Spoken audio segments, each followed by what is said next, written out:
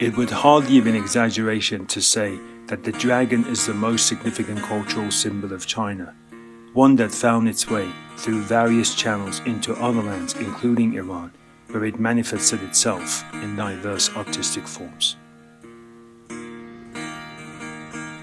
One of the most striking examples of this presence in Iran is a depiction of dragons on Islamic medieval tiles, particularly those in the square and the star-shaped formats, executed in techniques such as Lajvardina and Luster, alongside other tiles bearing a variety of motifs. Today, these works can be observed in numerous museums.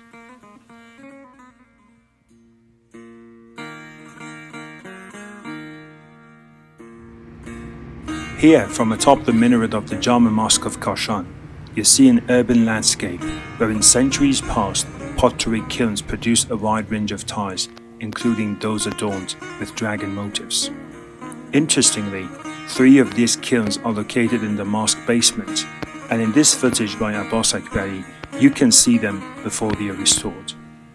These kilns represent respectively the remains of a small glaze kiln, a small luster kiln, and a master kiln.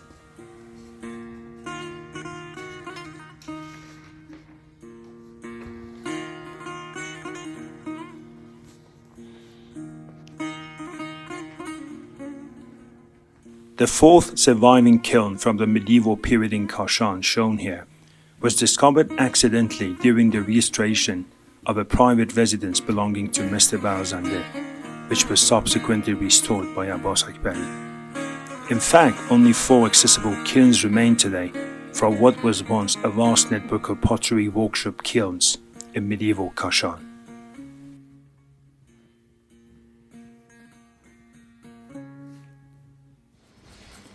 You are now witnessing the process of recreating examples of these tiles featuring the Chinese dragon motif. For modeling these pieces, plaster foam was used due to its suitable properties, although the traditional medium, which is clay, could equally have been employed.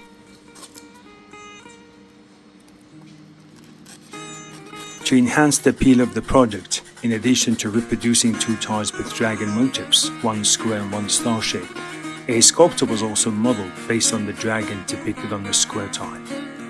Thanks to this trick, it appears as though the dragon, after centuries confined to the surface of tiles, has emerged and been granted a renewed life.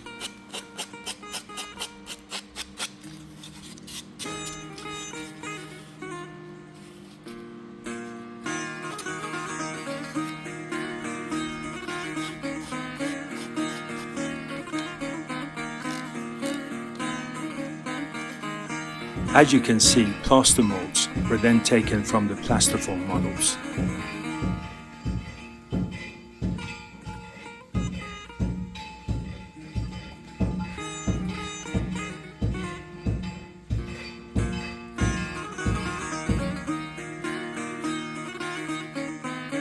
Once the mold had dried, the dragon sculpture and the dragon decorated tiles were reproduced using stone paste clay. It's worth noting that the stone paste is the very material used to create the original tiles during the Islamic medieval period.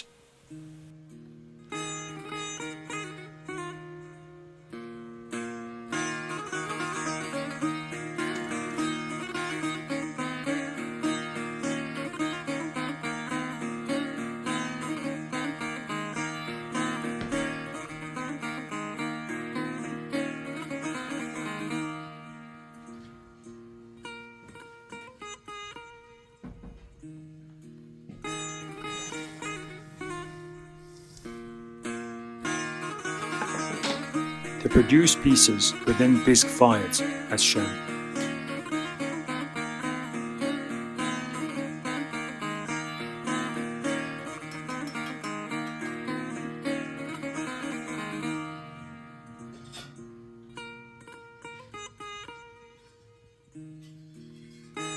The next stage involved underglaze decoration with cobalt, in accordance with the original examples.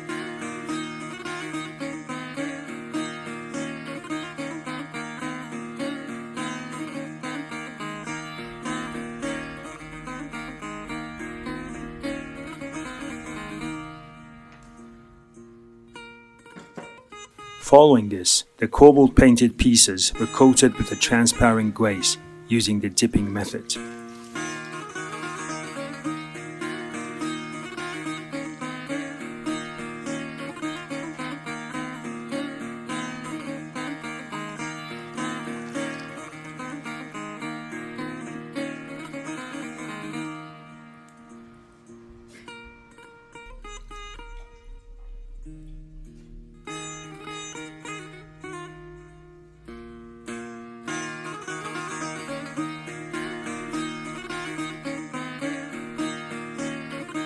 The glaze pieces were then fired once again in a kiln. After firing, the cobalt blue emerges vividly beneath the transparent glaze, preparing the works for luster painting.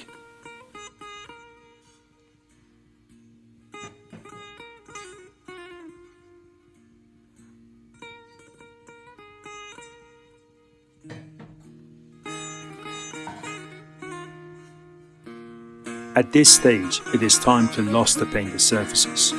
For this purpose, a mixture of copper salts, silver nitrate, iron oxide and vinegar was used. This method is known as the clay paste technique of luster, for which numerous formulations exist.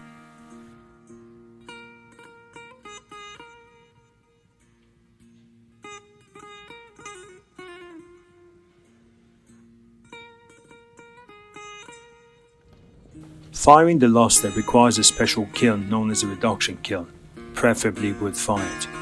To this end, a small kiln was constructed using regular brick and clay, in collaboration with MA students at the University of Kashan, as part of a teaching exercise.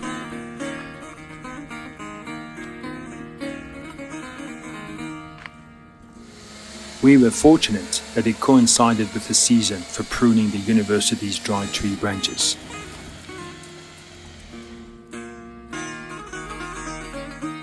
After the kiln had dried, the luster-painted pieces were placed inside in such a way that they would not be exposed to direct flame.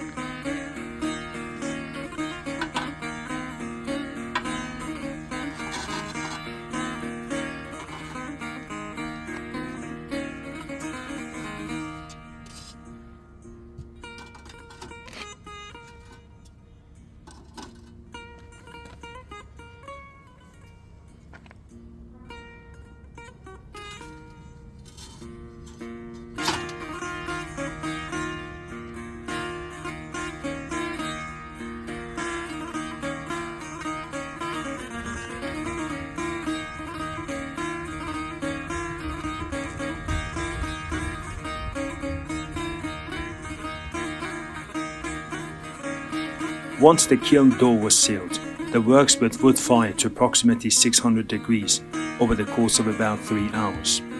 Subsequently, the atmosphere inside the kiln was shifted from oxidation to reduction by means of the smoke generated from the burning wood.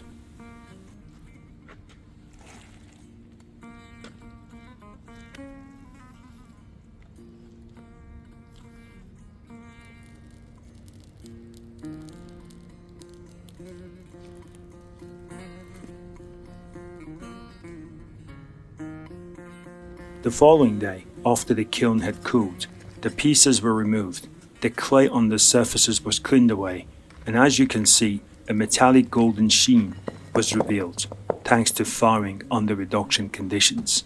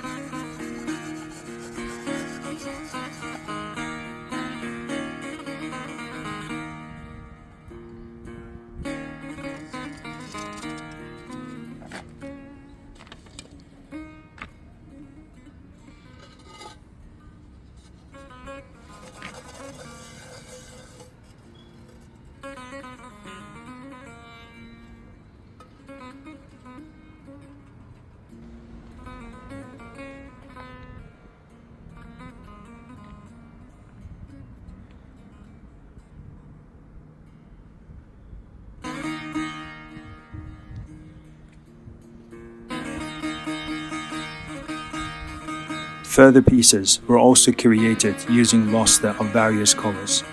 Finally, on the last dragon tie shown at the end of the film, the phrase "born in Kashan" was inscribed, serving as a reminder that this imported Chinese dragon, rather than imprinting its fiery influence upon Iranian art, ultimately acquired an Iranian character and essence within the flames of Kashan's kilns.